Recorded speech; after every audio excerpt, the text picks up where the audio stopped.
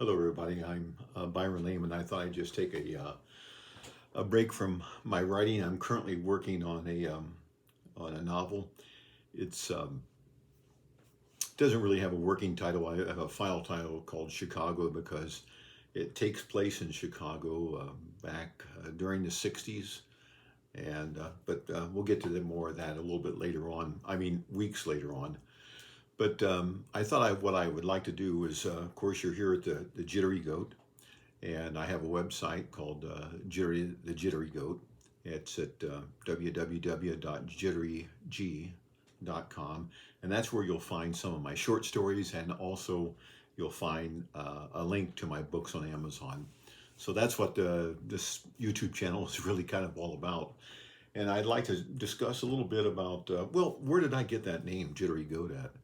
And I think you'd have to go back, probably, at least I do anyway, go back to when I was a sophomore or junior in high school. And I recall some students, they were passing around a college newspaper or magazine or journal of some sort, but it was entitled The Green Goat Strikes Back. And it was full of college and high school type of humor, a little irreverent, and kind of funny stuff. And I kind of chuckled at it. And I enjoyed it. I enjoyed the title, "The Green Goat Strikes Back." I don't know why they named it that, but that's what it was. And that name has kind of stuck on my head for years. And so here I am, years later, and I'm thinking about developing a website that is going to feature in particular, my short stories. And I thought, well, what am I going to name it? How do you come up with a name? And I could name it after myself or whatever, but I wasn't really sure. I wasn't very good at it, and not very creative in that way.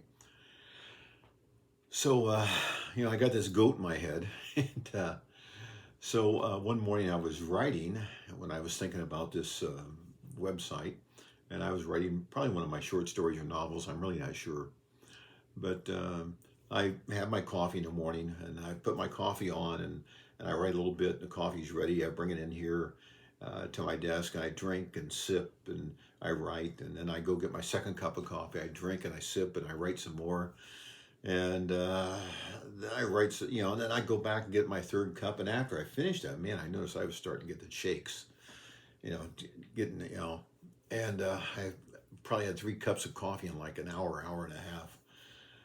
And I began to think, wow, I thought, well, where did this all start? And it started with a Bedouin goat herder back in the day, millennium or so ago, I guess. I don't know exactly when. But he noticed that his goats were eating a strange little berry, and they were jumping around, and they were just going crazy. Well, it was the caffeine higher they're getting from the berries. And of course, whenever mankind sees something like that, it says, well, let's figure out a way to use it and commercialize it. So now we have a coffee industry, and thank goodness we have it. I enjoy it. It's the elixir of life. So, oh yeah, I thought, well, I'm going to pay homage to that that Bedouin um, shepherd boy, and also the goat. And so going back to that green goat strikes back and having a goat, and I thought about the dancing goat, the jumpy goat, the nervous goat, the jittery goat, and so on and so forth. And I think I came up with about 14 different names, variations of goat. And so I sent it off to my son, and I asked him what he thought. And he said, how about jittery goat? And because it sounded like literary. And I said, well, that sounds good. So it's going to be the Jittery Goat, and that's what it is to this day. And it's not unusual for somebody to name something that doesn't that's not similar to what the product is. You probably might recall the book by, or excuse me, the song by Bob Dylan called "Rainy Day Women." They stone you when you try to be so good. They stone you just like they said they would. Stone you when you drive in your car. It has nothing to do with women. It has nothing to do with rain. However, I guess the day that he was recording that song in the studio, it was raining real hard, and a 12-year-old girl and her mother came in out of the rain just to get out of the rain. So Dylan named that song, Rainy Day Women. And it had nothing to do with rain, had nothing to do with women. So sometimes it's irrelevant what we name something. We just pick a name and we have to go with it. So that's kind of how I got the name, and that's what I'm stuck with. Uh, so right now, I thought I'd like to talk a little bit about my first book that I really started writing back in the late '90s, I guess it was. And where did it come from? Where did books come from? Well, I'll just tell you a little bit about my thinking on things a little bit, and how I ended up writing about this place. It was called Lonely Plains. And I kind of like books about isolationism, where people are isolated and they face a problem and they have to face it and overcome it on their own. And so I think about what was it? One there was a movie, The Wild Ones, Marlon Brando and Lee Marvin. Um, these guys come into a town and they kind of take it over.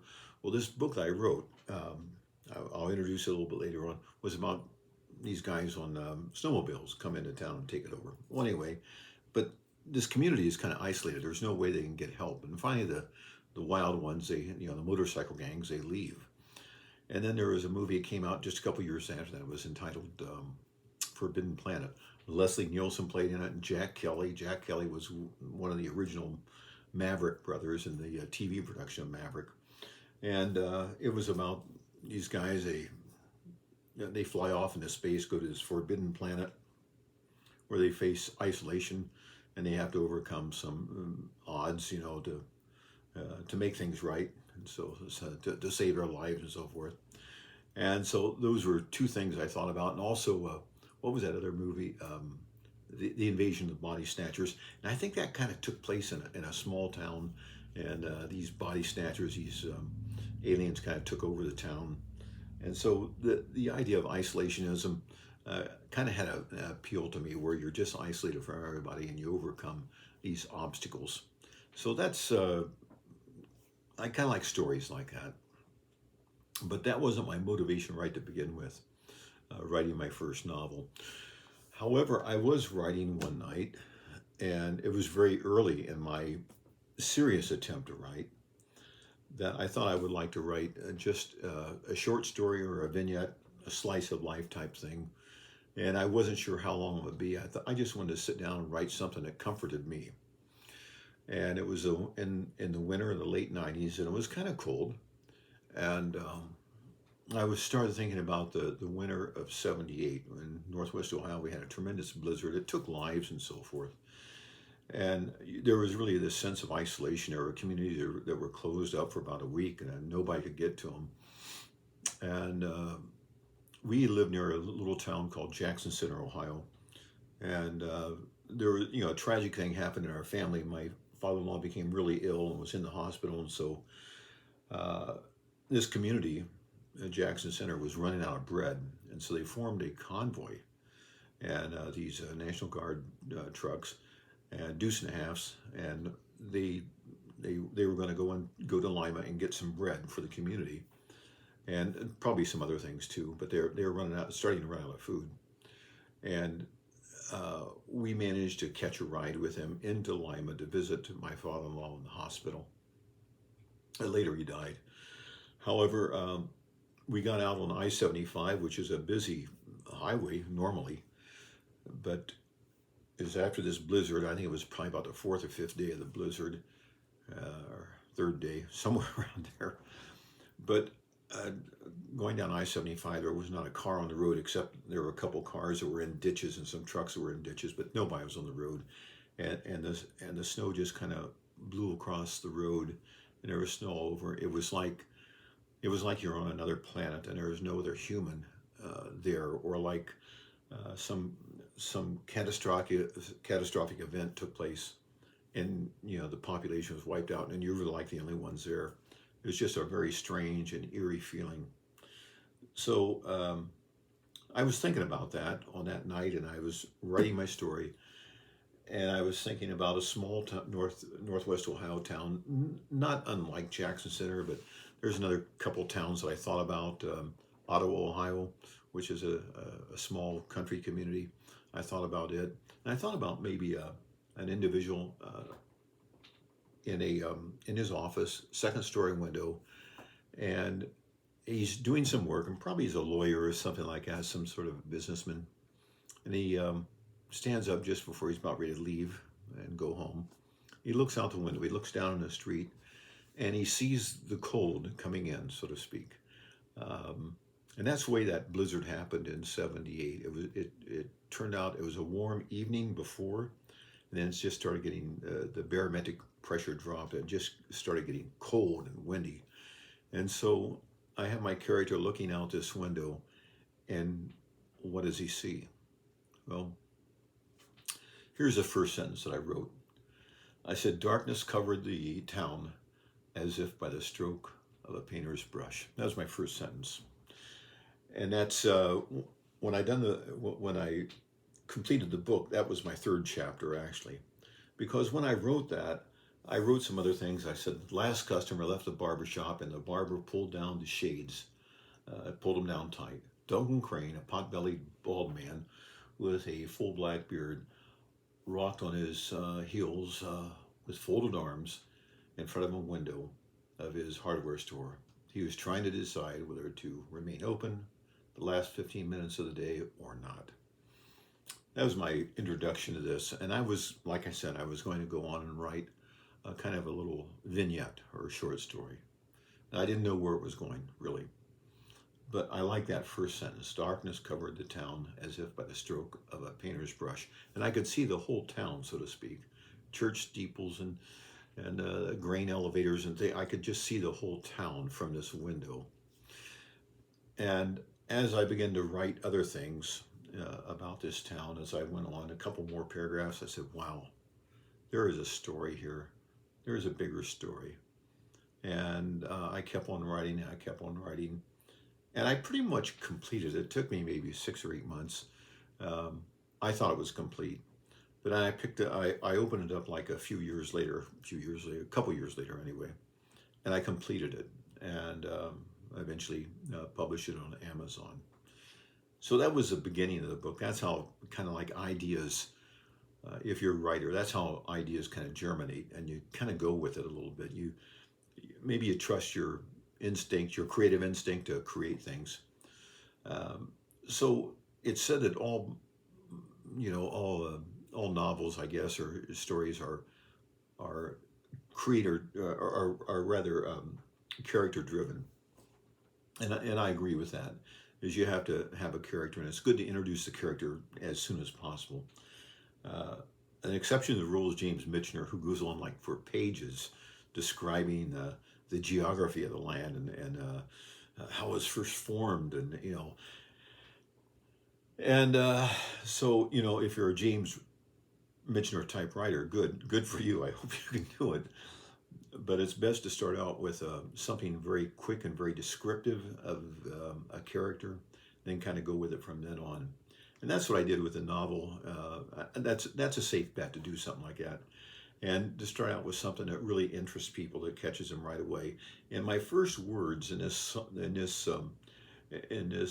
book was dead fish. I thought, wow, and there's a character who's looking out on the lake, and all he sees is dead fish, and he's kind of perplexed as to why it's happening. He's convinced that there's a man named Herb Adams that's at the bottom of it, who owns a chemical factory and so forth. And so you kind of get the idea of what it is, what's going on. And this is something that happens back in 1981 is where I put it chronologically. And so anyway, the town was taken over by, not the motorcycle gang, okay, but my paramilitary group that on snowmobiles. And we will leave it at that. But I'd like to go back just a little bit. We were talking about the main characters. I mentioned the character that says dead fish. I'll tell you about him. He's I call him Old Man Brown, and I don't know why. I guess because I wanted to describe who he was. He's an old man, probably in the late 60s, early 70s, still spry, and he ends up being kind of a hero of the whole novel. So I kind of liked him, and I liked the character so much I used him in at least two other books that I recall. I used him in one book. I called him Doc, as in Doctor, D-O-C, Doc. And then I used him in another book I wrote. I called him Salty. And still, I'm the same characters in my head, but with some slight variations. I like old men, old dried up, crinkled men who are still a little spry and still have a little life left in them. So I kind of like to put them in novels and to see what they can do. So, so I'm thinking about a main character, and I don't like those larger than life characters. I think they kind of fill up, they fill up the writing. They become more than what they are, and I don't think any of us are larger than life in reality.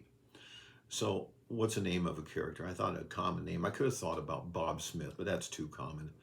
So I thought a name Bob Campbell, and I wanted him to be successful, smart, and so forth. And so I made him a lawyer. And not that they're smart or successful all the time, but he's a small town lawyer, the only lawyer in town. And maybe a little bit about the Atticus Finch type of character from To Kill a Mockingbird, but not quite, not that good looking like Gregory Peck. But I was thinking of him like I don't know, a Jimmy Stewart, but not that tall and imposing. You see Jimmy Stewart could stand in a crowd and you'd see him right away because he's 6'4", but a character that kind of has that oh gosh spirit about him. So that's kind of what I had in mind as my main character, the unassuming hero and leader. And so he's kind of organizes everything as this town is in isolation in the dead of winter. It's a brutal weekend that this town of Lonely Plains is having, and he kind of organizes everybody because he's the only one with any real organizational skills. So that's how I came up with a main character, Bob Crandall. So I had to have an antagonist. I got the other guy, Old Man Brown, but the other character is let's get to the genesis of this. I probably watched every episode of MASH, and there was one character I just greatly I liked him so much. His real last name was, I think it was Winter was his name of the actor. He was an actor, and I used to think he was in 2 or 3 episodes every year in MASH, but I think he was only in a total of maybe 3 episodes in all the years that it ran. But his character was so imposing and to me so good that I thought he was in more of them. And I liked the character because he took himself too serious. He was a super patriot, paranoid type of guy. And he was a guy that saw a communist behind every rock. And if there wasn't and if there weren't enough communists, he'd find a rock to put one behind. I guess just everything was a conspiracy theory. So that was an interesting character. I kind of liked him, and so I developed a character in my novel around him, and so that was Colonel Flagg, but I changed his name to Commander J. And he became my main character, and and again, as I wrote about him, I gave him some really good lines in the novel, and I think he had my best lines, but I really did like him. So anyway, that's my 3 main characters that I have in this novel, and the name of the novel is. I almost forgot the name of the novel. It was originally Ice Too Thin, but then I changed it to Intrepid Men of Winter. And the reason why I changed it is because I just didn't like the title. I liked the title Ice Too Thin to begin with, but I thought that Intrepid Men of Winter better describe it, and so I changed the title. And at the same time I changed the title, I changed the name of the author. The original name of the author was Kenton Lewis. I wrote by that pseudonym for years. And I don't know why I wrote by a pseudonym. I guess just to distract attention away from myself. And that's the way I felt about it at the time. It's just me, okay? So anyway, I wrote by the name of Kenton Lewis, and I just like those names. I like the name Kenton, and the reason why is because there was a character out of history, a frontiersman, and Simon Kenton, and in Ohio, and he was a famous Indian fighter, and he was known for being able to run through the woods away from the Indians and being able to load up his flintlock rifle while he was running and turn and shoot whoever was chasing him. Now the advantage of that, of course, most guys would have to stop and do it, and by then the Indians would catch up with you. But the Indians greatly admired his ability to, you got to get the gunpowder out and you got to do all those things and tamp it down and I don't know what all you do, but anyway, he had to do all that on the run, and he could run fast too, obviously.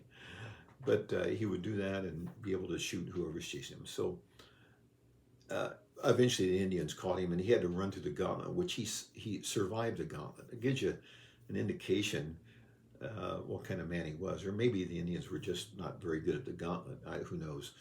But he made it through that, and so quite a frontiersman. So Simon Kenton, and there's another Lewis and Clark. What a great story, Lewis Merriweather, and I like that name, Lewis Merriweather. And in fact, I just happen to think I wrote a book. I mean, a short story once. I used the character. I called him Lance Merriweather, and but because I've always kind of liked that name Merriweather, so Lewis Merriweather, I used part of his name. I used the Lewis part. However, I could have used Kenton Merriweather. I could have used Simon Merriweather or Merriweather Lewis, or rather Merriweather Kenton. It seems like any combination of Simon Kenton and Merriweather Lewis would have worked. And so I wrote under that name for a while. And then I said, you know what? A little backstory on that, why I changed the name, is I never liked the name Byron. It was my dad's name also. And I don't know why. My dad never used the name Byron either. He used his middle name Jack, or Jackson. And so yeah, there was just something about the name I didn't like. And several years ago, I became good friends with a friend of mine who lost his son tragically. He died early in his life. And his name was Byron James. And it caused me to rethink, because my friend said how much he liked that name Byron, and all of a sudden it didn't sound so bad to me anymore. And in fact, that was supposed to be my name. My name was actually supposed to be Byron James also. And I thought, wow, what a coincidence too. And I thought, you know what, the name Byron's not so bad after all. And so when I moved from Ohio, and then I moved out to Michigan, I decided to make the complete change, and that I'd always introduce myself as Byron. So anyway, that's why I changed went from the pseudonym to my real name. I started doing, I did that. I'm probably going to say maybe 4 or 5 years ago. I did it with all my books. In fact, I kind of renamed some of them too. But that gives you a little bit of an idea of my book, Intrepid Men of Winter. I think you'll enjoy it. I'd like for you to buy it. Once again, if you go to my website, www.jitteryg.com, that's where you'll find my stuff. And you'll find the links to my book. In fact, what you'll do is it's a 3-column website, and the main column in the middle and 2 left. On the left-hand column, as you face it, it's down just a little bit, and you can find the link there, or the book there, and that takes you to the Amazon page. Now, I think the Kindle version is $5, and the paperback version is $10. It's a steal. Why don't I do it for $5.99 and $10.99? I don't know. It's just me. I just really like to round things off, if you don't mind. I know that's not a great marketing strategy, but it's just me. So anyway, I hope you've enjoyed me talking just a little bit about my book, and how my website, the Jittery Goat, came about. Um, if you're a writer, I hope this is. Uh, I hope you gain something from this, um, and I hope it maybe loosens up some of the cobwebs in your own mind, so you can go on and write the great American novel if that's what you want to do, or just write a good story. So as I like to say, you know, do good stuff, read good stuff, write good stuff, and see good stuff in others. Okay, so we'll see you next time. Bye now.